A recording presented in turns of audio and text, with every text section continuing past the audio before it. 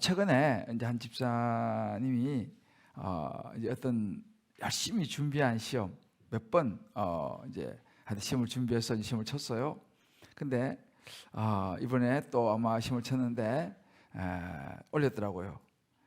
또 떨어졌습니다. 이래가지고 이제 올렸더라고요.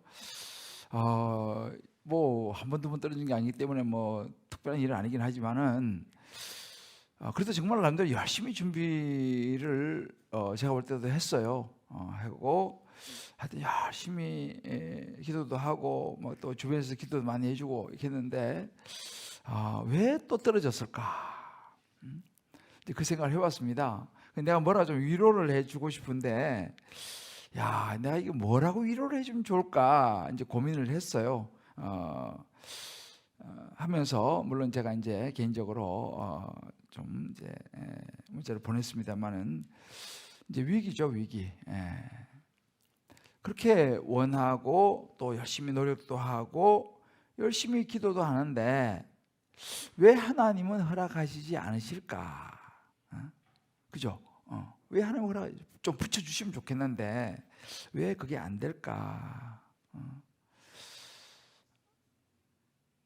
여러분들도 아마 그런 뭐 상황이 아마 있을지 모르겠습니다. 뭐 그것만 위기는 아니죠. 사람들마다 이번에는 꼭 붙어야 되는데 또 뭐 그런 경우도 있고 여러 가지 이제 상황이 있습니다. 어떤 진로, 뭐 때로는 취업, 때로는 뭐 어떤 사업, 또 뭐 어떤 계약 관계, 뭐 여러 가지 이런 그 삶의 위기가 올 수 있어요. 저희 집에도 우리 아들이 어디 지원했는데 어제 떨어졌다고 막 이렇게 이모티콘 그래서 우리 어제 통닭 먹었습니다. 근데 우리가 이제 이렇게 살다 보면 이런저런 위기의 시간이 오는데요. 이럴 때 우리는 이것을 어떻게 봐야 될 것인가? 이럴 때 우리는 무슨 생각을 해야 되고 어떻게 대처할 것인가? 라는 것입니다. 그래서 저는 오늘 이 본문 말씀을 통해서 하나님께서 우리 각자에게 주시는 하나님의 음성을 듣기를 기도합니다. 지금 오늘 본문 나오는 이 미가서의 배경은 조금 이제 어렵긴 합니다만 최대한 쉽게 말씀을 드리면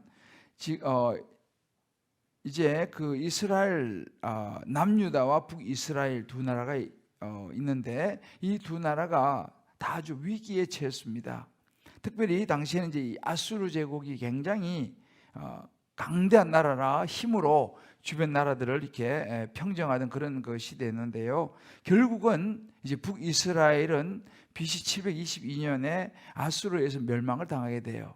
이제 북이스라엘이 멸망을 당하고 또 남유다도 한 134년 정도 후에 이제 바벨론에 의해서 BC 586년에 또 이제 멸망을 당합니다. 그래서 둘 다 이제 망하게 되는 그런 이제 일이 생기는데 이 미가 이 선지자는요, 그 북이스라엘이 BC 722년에 망하기 그 직전 멸망할 그 시점에 활동한 선지자예요.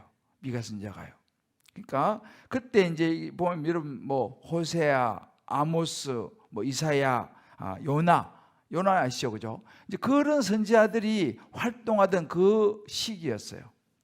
그때가 이제 이 북이스라엘이 멸망하기 이제 전이었는데 그때 이제 활동했던 그 선지자인데 당시에 이 이스라엘이 그런 그 강대국 아수르에서 침공을 받아가지고 멸망을 당하는 그런 상황, 그런 위기를 맞이하게 됩니다. 북이스라엘이.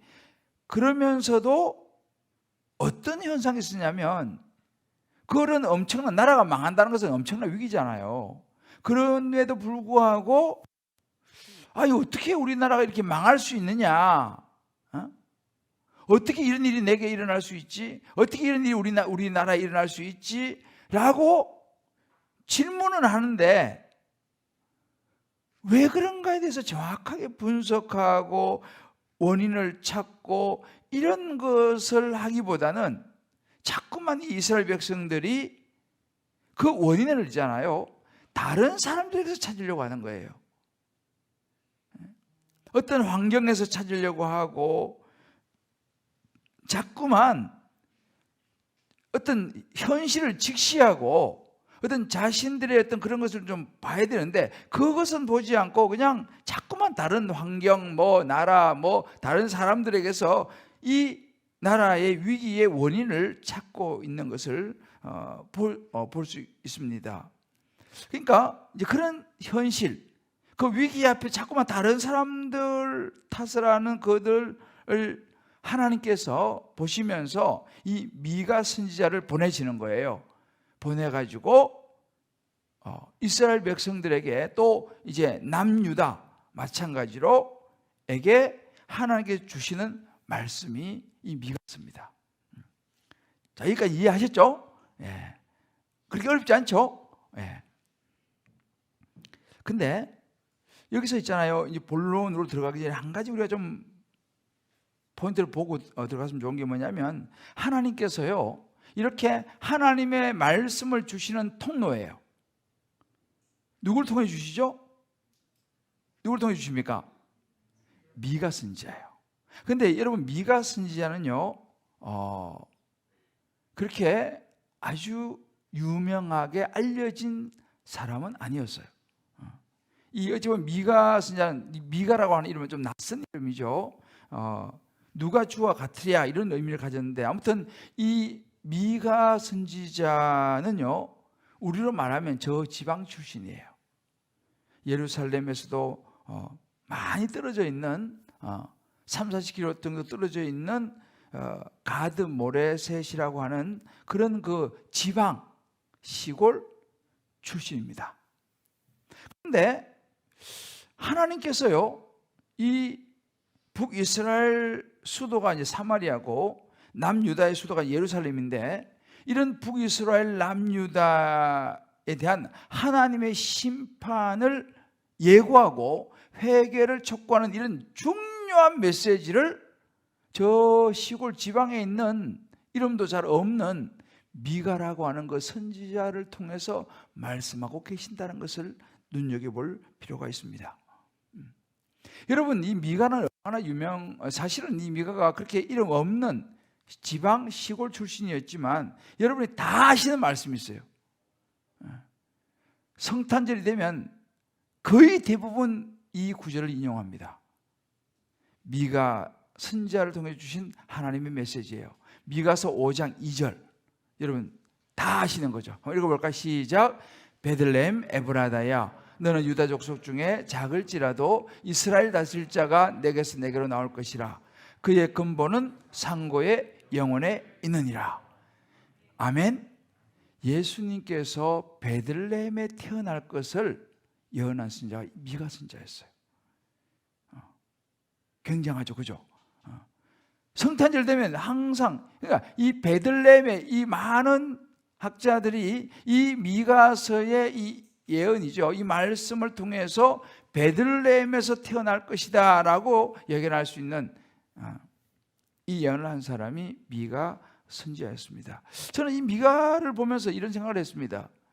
야, 하나님께서 물론 쟁쟁하고 굉장한 이런 사람도 쓰시지만은, 하나님이 쓰시려고 하면 시골 지방 이름 없는 사람도 하나님이 쓰시려고 하니까 쓰시는구나.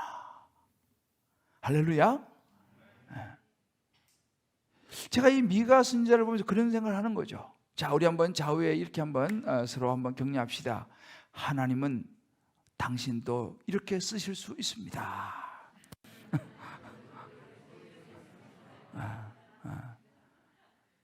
아이, 목사님 저는 너무 평범하지 않고 뛰어나서 저는 안 쓰겠네요. 또 이렇게 생각하시는 분들 계실지 모르겠어요. 그런 분, 또 그런 분들 쓰시겠죠. 근데 미가를 보면서 저는 굉장히 위로를 받았어요. 저는 정말 지방 중에도 시골 출신 아니겠습니까? 참 그런 생각하면 위로가 되고요. 그냥 가만히 보세요. 하나님은요 이렇게 시골 지방에 있는 이름도 없는 미가라고 하는 사람을 선자로 세워서 하나님의 중요한 메시지를 전하는 것을 보면서 우리가 생각하는 것은 뭐냐면, 하나님은요 어떤 특별한 사람, 어떤 특별한 지역도 쓰시지만 하나님의 음성, 하나님의 메시지는요 여러 상황을 통해서 올 수 있다는 사실이에요. 우리가 살아가면서 여러분들 마찬가지입니다.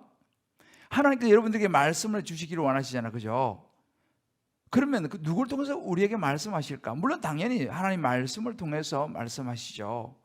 그러나 때로는 하나님은 우리에게 말씀을 주실 때에 때로는 주일 설교를 통해서, 때로는 수요 설교를 통해서, 때로는 오늘 내가 묵상하는 큐티 말씀을 통해서, 때로는 뭐 새벽 기도를 통해서, 때로는 자녀를 통해서, 때로는 순장님을 통해서, 때로는 순원을 통해서 다양한 방법과 루트를 통해서 하나님은 저와 여러분에게 말씀하신 줄을 믿습니다. 특별한 것만 생각할 건 없어요. 아주 사소한 거지만 하나님은 우리에게 말씀하고 계신다는 사실이죠. 그래서 우리가 그 음성을 들을 수 있는 준비가 되어 있어야 되는 거예요. 항상 기울여야 됩니다. 언제 어떻게 말씀하실지 모르는 거예요. 그거 못 들으면 자기 손해인 거죠. 언제 어떤 상황을 통해서 누구를 통해서 말씀하실지 모르니까 말이죠. 그래서 참 이 미가를 보면서 제가 그런 하나님 음성이, 하나님 메시지가 오는 것이 특별한 사람만 위해서 오는 건 아니다 라는 것을 우리가 한번 생각해 보면서 항상 저와 여러분이 하나님의 음성에 귀를 기울일 수 있게 되시기를 주님의 이름으로 축복합니다.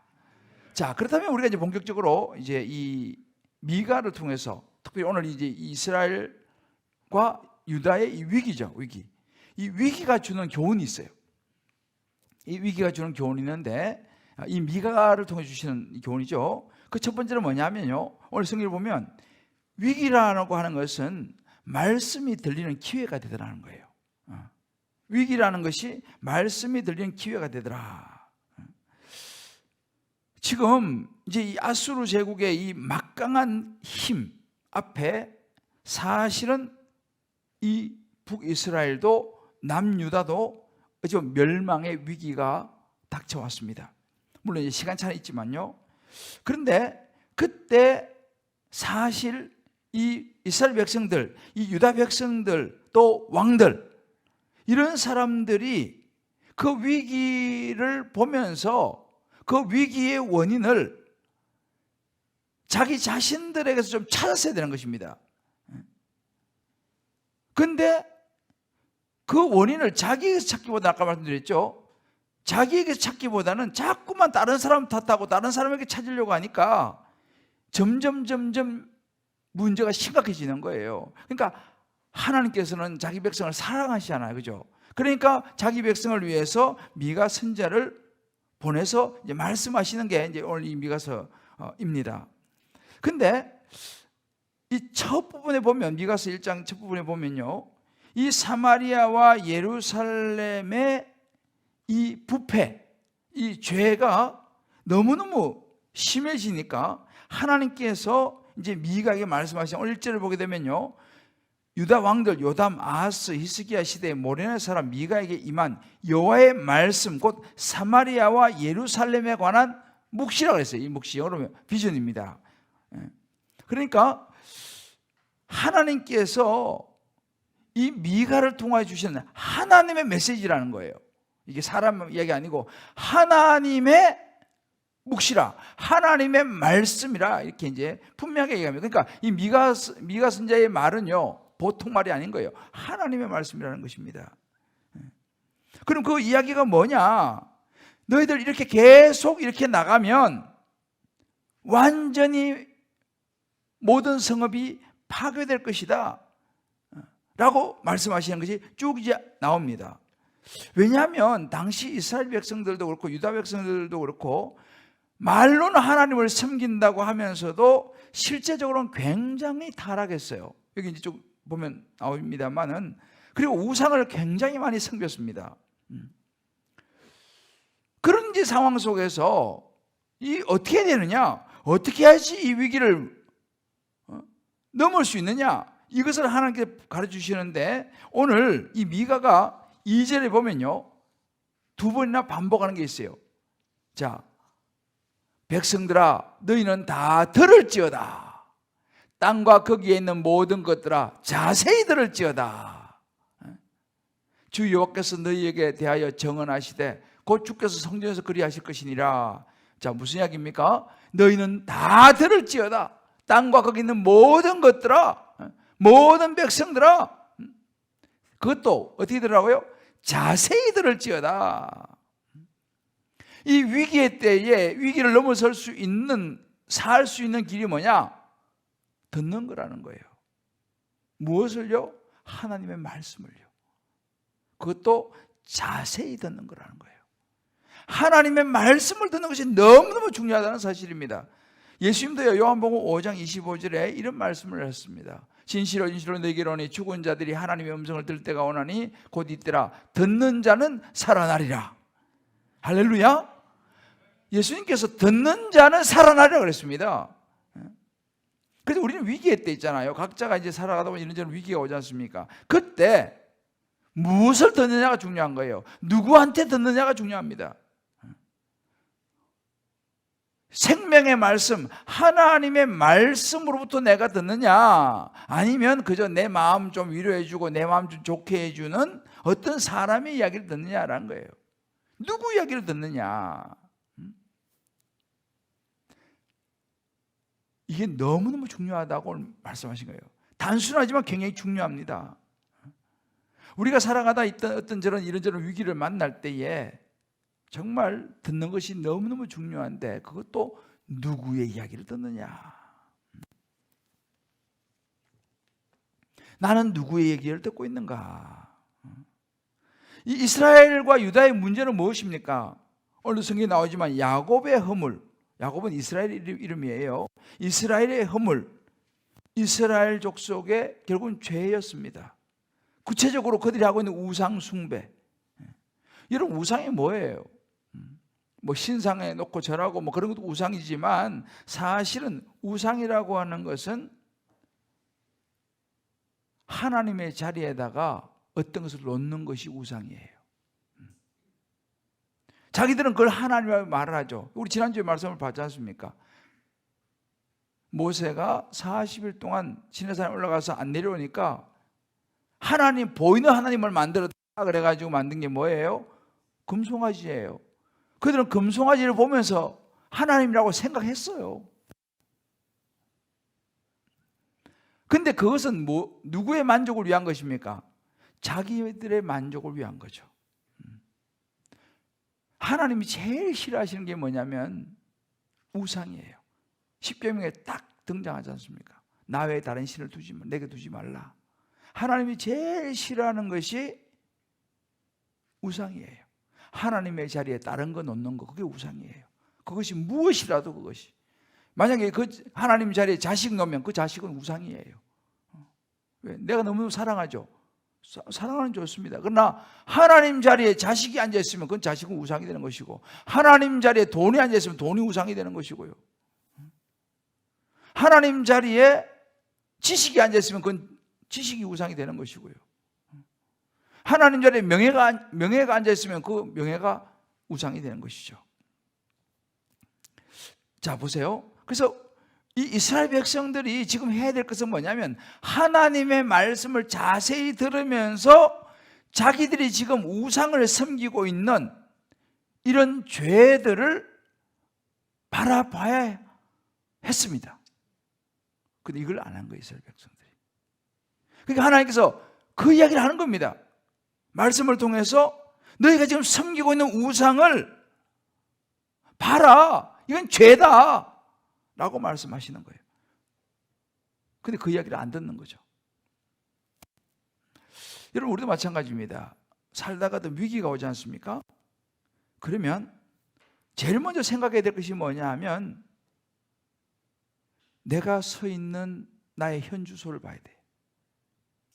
내가 서 있는 자리, 내가 지금 어느 자리에 서 있나, 내가 어떤 행동을 하고 있나, 나는 요즘 어떤 사람을 만나고 있나? 요즘 내가 계획하는 것은 어떤 것인가? 이런 내 삶의 전반적인 것을 한번 돌아봐야 됩니다. 점검을 해봐야 돼요. 위기가 오면요. 다른 이스라엘 백성들은 다른 사람을 탓할 게 아니고 먼저 나의 현주소를 들여다봐야 되는 거예요. 나한테 무슨 문제는 없는가? 내 계획? 내가 서 있는 자리? 이 모든 것. 지금 내가 뭔가를 하려고 하는데 이것을 어떤 하나님의 나라, 하나님의 영광보다는 나만을 위해서 이거 하려고 하는 거 아니냐? 나만을 위해서 내가 이거를 성취하려고 하는 거 아니냐? 내가 지금 하려고 하는 이 일이 목적이 뭐냐? 그걸 한번 생각해 볼 필요가 있어요. 목적이 뭐냐? 예를 들어 내가 돈을 번다. 내가 돈을 벌려고 하는 목적이 뭐냐라는 거예요. 정말 하나님 자리에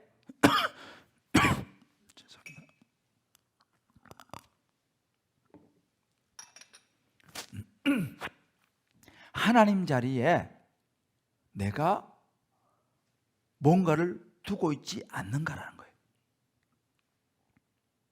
목적이 하나님이 되는 게 아니라 나의 출세가, 내가 돈 많이 버는 것, 내가 어떤 좋은 지위를 얻는 것, 명예를 얻는 것, 내가 좀 잘 나가고 싶어서, 내가 좀 큰 소리 치고 싶어서, 내가 어깨에 힘 좀 주고 살고 싶어서 내가 어떤 계획을 하고 어떤 무엇을 하려고 하지 않느냐라는 거예요.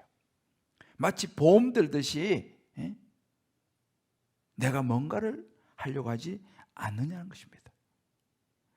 이걸 한번 생각해 봐야 돼요. 그러니까 위기의 때에 이런 걸 생각해 봐야 되는 거예요. 여러분 보세요. 만약에 내가 계획하는 어떤 것이 무너지고 내 뜻대로 안 되고 이렇게 해서 우리 보통 이제 위기가 온다 생각하지 않습니까? 그럴 때 바로 이런 자신을 돌아볼 수 있는 기회가 된다 이 말입니다. 그다음 보세요. 만약에 내가 원하는 계획이 어그러졌어요. 내가 원하는 어떤 계획이 안 됐어요. 내가 원하는 어떤 일이 일어나지 않았어요. 그러면 우리 위기라고 느끼지 않습니까? 그런데 사실은요, 만약에 그것을 하려고 하는 목적이 하나님이 되지 않는다면 그것은 어그러지고 숲으로 돌아가고 안 되는 것이 축복인 줄을 믿습니다. 아멘 하시기 좀 어렵죠? 여러분, 목적이 분명히 하나님의 나라와 하나님이 되지 않고 내가 원하는 것들이 다 이루어지면 그것은 축복이 아니라는 거예요. 오히려 어찌 보면 그것이 어그러지는 것이 축복이라는 것입니다. 왜 그렇겠습니까? 목적이 하나님이 되지 않으면요, 내가 원하는 것을 이루고 나면 우리는 하나님하고 더 멀어집니다. 아예 하나님을 떠날지도 몰라요. 여러분, 하나님 없이 좋은 대학에 합격하잖아요. 그러면 그 사람이 하나님께 더 가까이 나아올까요? 아니면은 자기가 이룬 그 성공을 따라서 세상으로 갈까요? 어떻게 생각하세요, 여러분? 아마도 하나님하고 가까워지기는 제가 볼 때 어렵습니다. 하나님이 목적이 되지 않고 좋은 기업에 입사를 했어요. 최고의 좋은 직장에 취업이 됐어요. 하나님이 없이 굉장한 계약이 성사가 됐어요. 하나님 없이 너무너무 마음에 드는 배우자를 만났어요. 어떻게 될까요? 제가 지금까지 살아오면서 경험한 바로는요, 하나님하고 가까워지는 건 어렵습니다. 하나님하고 멀어질 가능성이 훨씬 많습니다. 왜요? 너무 좋으니까. 큰 계약금이 대박이 나가지고 돈을 많이 벌었습니다. 그것이 하나님과 연결되지 않고 그것이 하나님 자리에 앉아있으면 그 사람은 하나님하고 거의 멀어지게 돼 있어요. 왜요? 지금 내가 이렇게 돈이 많이 생겼는데 뭐 하나님 찾을 일이 뭐 있습니까? 지금 이거면 뭐든지 다 할 수 있는데. 그래서 사실은요, 이제 우리 학생들도 보면은, 우리 청년들도 보면요, 뭔가 내가 원하는 걸 이루고 난 다음에 하나님하고 가까워지기보다는 하나님하고 멀어지는 경우가 제가 볼 땐 더 많아요. 이게 축복일까요?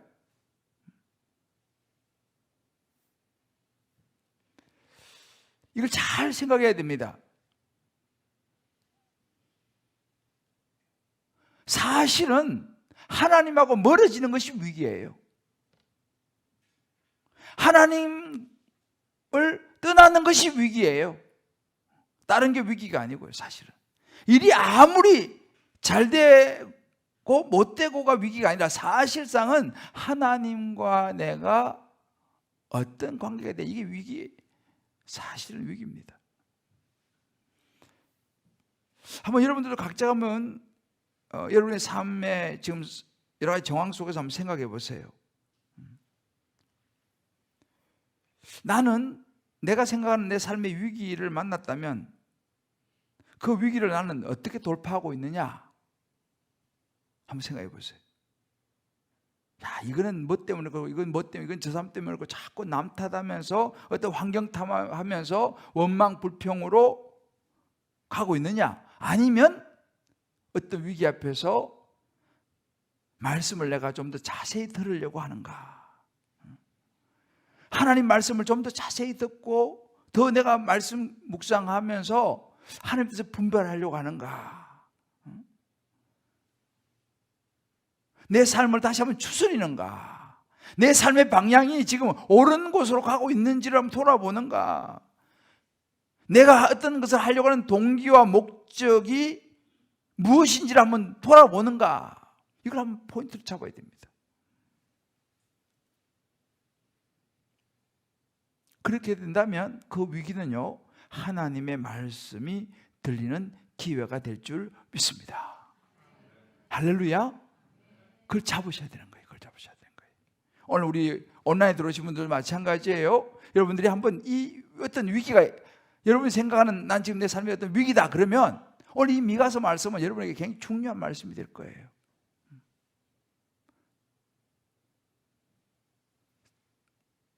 백성들아, 너희는 다 들을지어다. 땅거기서 있는 모든 것들아, 자세히 들을지어다. 하나님 말씀에 귀를 기울여야 돼요. 하나님 말씀에 나를 비춰봐야 됩니다. 내 현재 위기에, 내가 생각하는 위기라고 하는 삶을 하나님 말씀에 비추어서 원인을 찾고 분석하면서 내 자신을 다시 한번 점검하고 내가 지금 가고 있는 삶의 방향을 다시 한번 돌아본다면 이 위기는요, 놀라운 저와 여러분의 인생의 기회가 될 줄 믿습니다. 할렐루야. 이 기회를 잡아야 되는 거예요. 내 삶의 방향을 다시 한번 추스릴 수 있는 기회가 된다는 거예요. 두 번째, 이 위기가 주는 경우는요, 위기는 부르심이라는 거예요. 부르심. 이 미가 선지자를 통해서 하나님께서 분명히 경고를 하세요.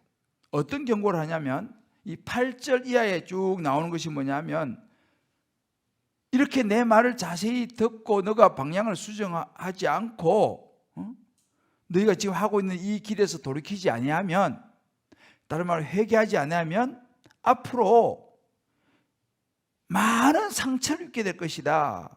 그래서 유다의 여러 성읍들의 이름을 빌려가지고 이 앞으로 그들이 만나게 될 아픈 상처를 언급을 해요.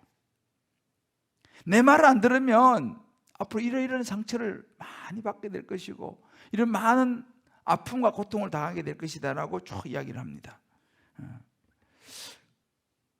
다시 말하면 지금 너희들이 섬기는 우상, 당시에 있던 도덕적인 타락, 이런 것에서 돌이키지 않으면 너희들 이렇게 될 것이다 라고 실제적인 고울들의 이름을 이야기하면서 이야기하는 거예요. 그러니까 지금이라도 정신을 차리라는 것이죠. 무엇보다도 오늘 말씀 보게 되면 이 미가를 통해서 하나님께서 우상에 대해 진단하면서 내가 다 그거 드러내고 부숴뜨리고 불사르고 깨뜨려 볼 것이다 라고 예언하는 거예요. 너희가 생각하는 그 우상, 너희가 생각하는 엄청난 그 무엇 있잖아, 그거 내가 다 부숴버릴 것이다. 너가 하나님 자리에 둔 거 그거 내가 다 부숴버릴 것이다. 다 불살라버릴 것이다. 이 경고를 받지 않으면 엄청난 재앙을 만날 것이다. 회개하지 않으면 재앙을 만날 것이다. 이렇게 얘기하는 거예요. 그래서 하나님께서 회개로의 부르심인 거죠. 회개해야 된다 이거 지금. 그렇지 않으면 엄청난 재앙을 만나게 될 것이다. 그러니까 위기를 통해서 하나님 우리를 부르세요. 위기를 통해서 하나님 우리를 부르세요. 저는요, 가끔씩 그런 생각을 해봐요. 여러분들 왜 담배 있잖아요. 담배 있죠. 담배도 종류가 여러 가지 있죠. 근데 내가 참 담배 이렇게 보면서 조금 제가 좀 이해가 안 가는 게 뭐냐면, 담배 보면요 되게 흉측한 사진들이 있죠. 담배, 그죠?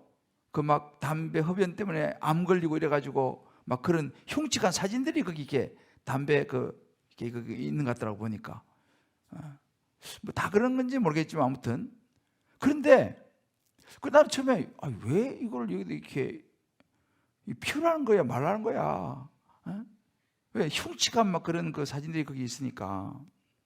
나는 그 생각에, 아니 이렇게 담배를 피우면은 막 이렇게 암이 걸리고 막 이렇게 된다는 것을 경고를 하면서 왜 또 팔아 그걸 또. 그런 생각 해봤어요. 차라리 그렇게 몸에 안 좋으면 안 팔면 되잖아, 그죠? 안 팔면 되는데 팔면서 또 그것도 경고를 또 같이 해요. 하여튼 여러 가지 이유가 있겠습니다만은. 근데 제가 참 또 한 가지 그런 생각이 드는 건 뭐냐면, 그거를 보면서도 그거를 멈추지 못한다는 거예요. 그런 사진들. 그래서 그걸 할 때마다 그 사진을 안 보는지 모르겠어요. 이게 이 담배 피우고 이것이 좋다 나쁘다 이런 차원이 아니라 건강에 너무 안 좋잖아, 그죠? 이제 그런 그림도 막 붙여놓고 하니까 주의해라, 경고 아니에요, 경고, 그죠? 일종의 경고죠, 그게. 이렇게 될 수 있다라고 하는 경고인데, 그런 경고를 받으면서도 참 멈추기가 어려운 것 같아요. 이게요. 어찌 보면 이것이 우리의 모습인 것 같아요. 우리도 성경에서 계속 경고를 주고 있잖아, 그죠? 그런 경고를 받으면서도 멈추지를 못해. 이게 우리 모습인 거예요. 이스라엘 백성들에도 계속 경고하는데요, 우상 숭배를 멈추지를 못한다는 거예요. 자식이 우상이면 안 된다라고 이야기를 하는데, 계속 말씀하시는데 그걸 멈추지를 못해요. 이게요. 그러니까 이 담배가 몸에 안 좋다는 걸 알면서도 멈추지를 못하는 거나, 사실은 어떤 내가 우상을 섬기고 있으면서도 그런 경고를 받으면서도 멈추지를 못하는 거, 그건 비슷한 거예요, 사실은요. 담배 피우는 사람만 뭐라 할 게 아니에요. 사실은 우리의 삶도 비슷하거든. 다 멈추지를 못해요. 경고를 받으면서도 내가 이거 하나님보다 우리 자식을 더 사랑하면 안 되는데 하면서도 이게 안 돼, 이게 안 돼. 이게요. 내가 하나님보다 돈 더 사랑하면 안 되는데 하면서도 이게 안 돼. 분명히 경고를 받으면서도 멈추지를 못하는 거예요. 참 그러고 보면 참 우리가 약해요, 그죠?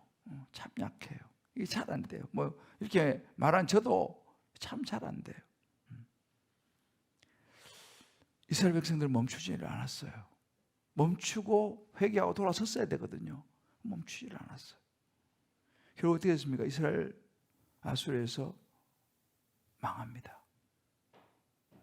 그러면 그거 보면은 유다 백성들이 정신 차려야 될 거 아니겠어요, 그죠? 하나님 경고 안 받으면 저렇게 북이스라엘 망한 것처럼 우리도 망할지 모른다라고 생각하면서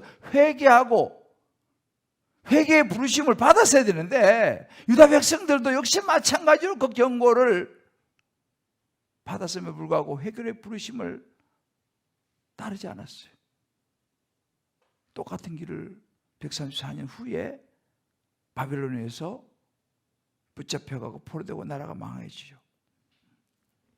그러니까 우리가 참 기억해야 될 것이 뭐냐면, 에베소 4장 22절 24절에 그런 구절이 있는데요. 너희는 유혹의 욕심을 따라 썩어져가는 구습을 따라 옛사람을 벗어버리라 그랬어요. 유혹의 욕심이 우리 안에 있는데, 그것을 자꾸만 따라가고 싶어하는 우리 안에 있는 이 옛사람을 자꾸 벗어버려야 된다는 거예요. 자꾸 잘라야 돼요. 내 이래서는 안 되지, 정신 차려야 된다. 이걸 자꾸 한다는 거예요. 왜? 우리 약하니까 또 넘어지니까. 또 말씀, 왜? 하나님 말씀을 자세히 들으라 그랬잖아, 그죠? 그러니까 날마다 왜 우리가 큐티를 해야 되냐? 왜 말씀을 묵상해야 되냐? 자꾸만 유혹의 욕심을 따라서 가려고 하기 때문에, 우리 약하니까. 옛사람을 벗어버리는 것이 어렵기 때문에 벗어버리기 위해서는 날마다 하나님의 말씀을 자세히 들으라는 거예요. 그래서 우리가 큐티를 날마다 해야 되는 거예요. 그러면서 23절에 심령이 새롭게 되어서, 24절 하나님을 따라 의와 진리와 거룩함으로 지으심을 받은 새 사람을 입으라. 저와 여러분이 날마다 하나님의 말씀을 자세히 들음으로 우리 안에 있는 유혹의 욕심을 떨쳐버리고 새 사람을 입을 수 있게 되시기를 주의 이름으로 축복합니다. 할렐루야. 근데 그냥 잘 안 되니까 위기가 오면 내가 나도 모르게 또 유혹의 욕심을 따라 갔구나를 보면서 돌아설 기회라는 거예요. 그때가요. 돌아설 기회라는 거예요. 왜? 평소엔 잘 모르니까.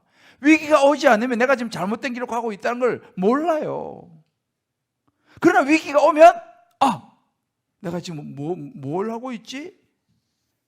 우리가 하나님의 부르심으로 돌아설 수 있는 기회라는 거예요. 그리고 우리는 빨리 돌아서야 됩니다. 그래서 그런 말 있잖아요. 늦었다고 생각할 때가 가장 이르다고. 늦은 것은 없어요. 지금이라도 돌아서면 되는 거예요. 할렐루야. 자, 우리 한번 이렇게 합시다. 우리 온라인 들으신 분들도 늦었다고 포기하지 마세요. 지금이라도 돌아서시면 되옵니다. 지금이라도 돌아서면 되는 거예요. 왜? 위기가 나를 생각할 수 있는 기회가 됐으니까, 그죠?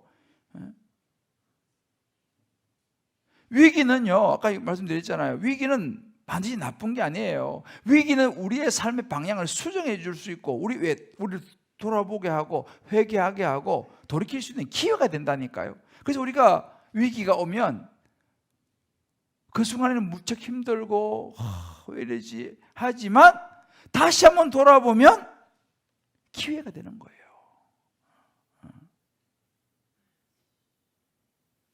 자, 절대합시다. 위기라고 읽고 기회라고 쓴다. 위기지만 이거 기회구나. 하나님께서 재앙을 내리시고 위기를 주시는 목적은요, 우리 망하게 하려고 하시는 거 아니에요. 저와 여러분을 구원하기 위함인 줄 믿으시기를 바랍니다. 할렐루야. 미가서 2장 10절 이런 구절이 있습니다. 야곱아, 내가 반드시 너희 무리를 다 모으며 내가 반드시 이스라엘 남은 자를 모으겠다 그랬어요. 무슨 얘기입니까? 회복시키겠다는 거예요. 반드시 두 번 얘기했잖아요. 누가 남은 자입니까? 하나님의 말씀을 듣고 돌이키는 자예요. 실수하지 않는 사람, 죄 짓지 않는 사람이 아니라 살다 보면 우리는 실수도 하고 죄도 짓고 그러잖아요. 또 넘어지고 그러지 않습니까? 그러나 그때 돌이키는 사람이에요. 그래서 미가서 6장 8절을 보면 공의를 행하고 사람아 주께서 난 것이 무엇임을 내게 보이시나니 여호와께서 내게 구하시는 것은, 여기 같이 읽어봅시다. 시작. 오직 정의를 행하며 인자를 사랑하며 겸손하게 내 하나님과 함께 행하는 것이 아니냐. 하나님께서 내게 구하는 것은요, 정의를 행하고 인자를 사랑하고 겸손하게 하나님과 함께 행하는 것. 다시 말하면 돌이키는 걸 원하는 거예요. 그러면 회복될 것이다 라고 말씀하십니다. 그래서 우리가 살면서 정말 위기가 오면요, 진짜 그때는 기회입니다. 기회입니다. 하나님이 우리를 부르실 수 있는, 음성을 들을 수 있는 기회예요. 할렐루야. 저는 물론 위기는 다 힘들죠. 뭐 쭉 살아오면서 제가 가끔 말씀드리지만, 저는 대학을 떨어졌을 때, 그리고 재수를 할 그 시기가 제가 정말 인생에서 처음으로 위기를 느낀 때였어요. 위기. 무지 힘들었고, 그런데 돌아보면 제가 재수를 안 했으면 어떻게 됐을까, 이 생각을 저는 가끔 해봐요. 내가 재수를 하지 않고 그냥 첫 번에 내가 원하는 대학을 쫙 들어가 가지고 갔다면 나는 어떻게 됐을까? 아마도 지금처럼 이렇게 살고 있지는 못할 것 같다라는 생각을 해요. 저는. 왜냐하면 저는 대학을 떨어지고 재수를 하면서 제 인생에 큰 위기를 만났거든요. 너무너무 힘들었어요, 사실은요. 근데 너무너무 힘들어서 정말 울기도 하고 낙심도 하고 막 이런 상황 속에서 그때 저는 하나님을 만났거든요, 사실은요. 나 개인적인 하나님으로 처음 그때는 저를 만났어요. 지금도 내 잊어버리지 않아요. 대전에 있는 그 대성학원 갔다가 온 길 너무 힘드니까 중간에 내려가지고 지금은 이제 그 당시는 길이 아니면 세종 워낙 이제 발달이 대전이, 근데 그렇게 유성으로 넘어가는 길가에 그 교회가 있었어요. 그 기도실에 가서 이제 이렇게 기도라기보다도 그냥 앉아서 좀 울다가 그냥 가곤 했던 그 시간들이 있었어요. 너무너무 힘든 시간들이었죠. 그런데 그때 제가 저 자신을 많이 돌아볼 수 있게 됐어요. 내가 실력이 진짜 없구나. 내가 진짜 실력이 없구나. 근데 시골에서는 뭐 공부 조금만 해도 중간은 가요. 제가 그래도 아주 공부를 못한 건 아니었어요. 그래도 반에서 한 20등 정도는 했어요. 그래 놀아도. 좀 잘할 때는 뭐 10몇 등도 한번 해보긴 했는데, 그러니까 뭐 내가 공부를 아주 못한다고 생각하지 않았어요. 그 당시는 뭐 학생들이 보통 60명, 70명이잖아요. 그러니까 뭐 10몇 등, 20몇 등 하면 뭐 아주 못하는 건 아니잖아요. 그 나는 내가 공부를 아주 못한다고 생각하지는 안 했어요. 근데 정말 대학을 떨어지고 재수해보니까 진짜 내가 공부를 못하더라고. 그걸 내가 알게 됐어요. 와, 내가 이렇게 기초가 없구나. 이렇게 내가 기초가 없구나. 적나라하게 나를 보게 됐죠. 모의고사 쳐도 점수가 안 나오는구나. 찍는 건 한계가 있구나. 이걸 내가 적나라하게 내가 깨달은 거예요. 찍는 게 한계가 있다는 거. 그전에는 그걸 몰랐다니까요. 그러면서 내 자신을 적나라하게 보게 됐어요. 점수가 안 나오는 그 위기 속에서. 그러니까 그 위기 속에서 제가 하나님을 만났잖아요. 하나님 나를 위로해 주고 개인적인 하나님을 만났어요. 그 재수하면서 혼자서 그 기도실에 가서 앉아가지고 그냥 서러워서 울다가 하나님이 저를 만나 주셨어요. 근데 내가 생각해 보세요. 내가 만약에 대학을 처음에 떡 붙어가지고 가가지고 뭐 자매들하고 말이지 막 미팅하고 뭐 글쎄 뭐 해줄 사람이 있는지 모르겠지만 아무튼 그럼 뭐 그래가지고 막 다 대학생활 막 이렇게 하고 이렇게 했으면은 그때 어떻게 됐을까? 분명한 건 내가 하나님을 지금처럼 이렇게 깊이 만나지를 못했던 건 확실할 것 같아요. 그렇게 했다면. 근데 그 재수 시절에 너무너무 힘들고 위기였거든 저는요. 근데 그때 하나님을 내가 깊이 만났어요. 하나님하고 사랑에 빠졌죠. 정말 하나님을 너무너무 사랑하게 됐어요 그때. 근데 하나님 사랑하는 거 점수 잘 나오는 건 좀 다르더만. 뭐 하나님은 무척 사랑하는데 점수는 그렇게 안 올라가더라고. 근데 그것도 마찬가지예요. 그것도 정직한 거죠. 왜? 기초가 하루아침에 생깁니까? 내가 하나님 사랑한다고 해서 뭐 점수가 갑자기 막 올라가고 그러지 않더라고 내가 해보니까. 하나님 사랑하는 건 사랑하는 거고 점수는 공부를 열심히 해서 실력이 올라야지. 근데 그것마저도 시간이 지나고 보니까 있잖아요. 그래서 제가 그때 이제 군대를 갔죠. 야, 이래서는 안 되겠다. 그런 마음으로 제가 다시 이제 군대를 갔어요. 군대 갔다가 와서 이제 다시 정말 저는 대학 때는 정말 공부만 했어요. 대학 때. 근데 생각해 보면 그 대학을 떨어졌다고 하는 그 위기가 저를 바꾼 거예요. 제 삶의 방향을 바꾸었어요.